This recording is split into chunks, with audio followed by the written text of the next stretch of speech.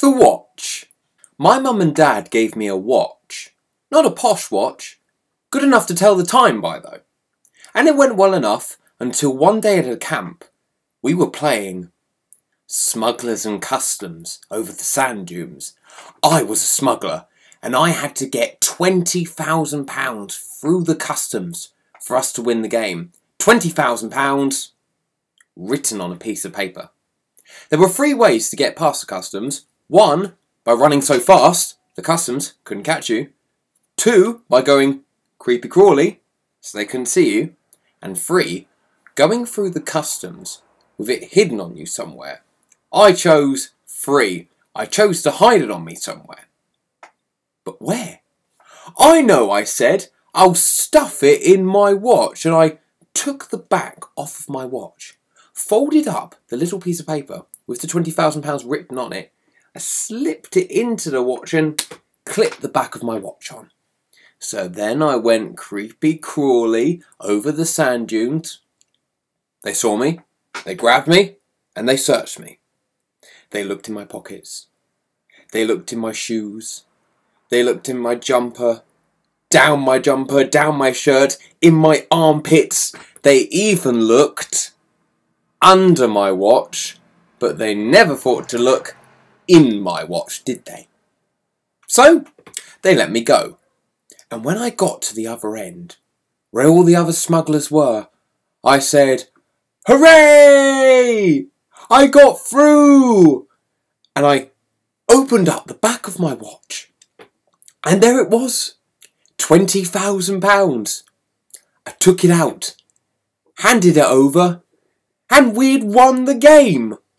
I snapped the back of my watch on, looked at the time and my watch, it stopped. It's broken. I'd broken it. That evening, I told my brother all about it. And I said, "Don't tell Mum or Dad about it, or I'll get into trouble. I'll get it mended secretly." So there we were, tea time. And my brother suddenly goes, "What's the time, Mick?" And I went all red and kind of flustered, and so I go, actually, I have to look at my watch and to go, it's about 6 o'clock. "No, it's not," says my dad. "It's 7 o'clock. And he sees me going red. "Is your watch going wrong?" No, it's all right. It's all right. Let's have a look." No, it's all right. Let's have a look. Let me have a look at it." It stopped. It's broken. How did it get broken? I don't know. "What do you mean, you don't know?" My brother was still laughing all over his face, without making a sound.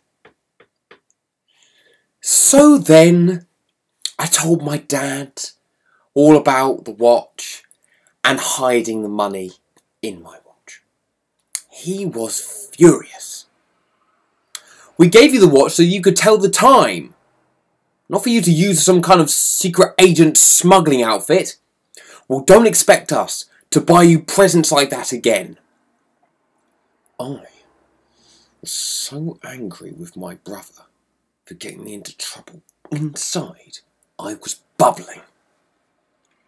So as soon as tea was over, I went back into our backyard, where there was an old cherry tree, and I broke a twig off it.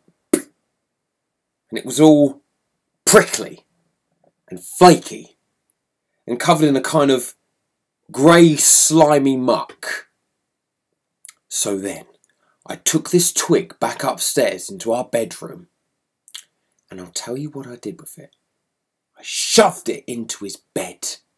And as I shoved it into his bed, I thought, this'll pay him back. This'll pay him back. This'll pay him back. He's going to get into bed tonight when I'm fast asleep, and his feet are going to be all prickled up and covered in grey, yucky, slimy stuff. Well, later that evening, I was doing some homework, and I had some really hard sums to do. I couldn't do them. I was stuck. And my brother sees me scribbling out all these sums, and the page is a mess. So my brother comes in and he says, "What's up? Do you want a bit of help with your sums?" What could I say to that? First I go, no. It's alright. So he goes, "No, come on. I'll lend you a hand." So I say, "Okay." And he comes over and he helps me. He's sitting there right next to me. My enemy. Showing me how to do my sums. And then he goes, "Now you try." And then I could do them. So there I was, friends with him. Grateful, I'm saying, "Thanks. Thanks for helping me." But in the back of my mind, I know something.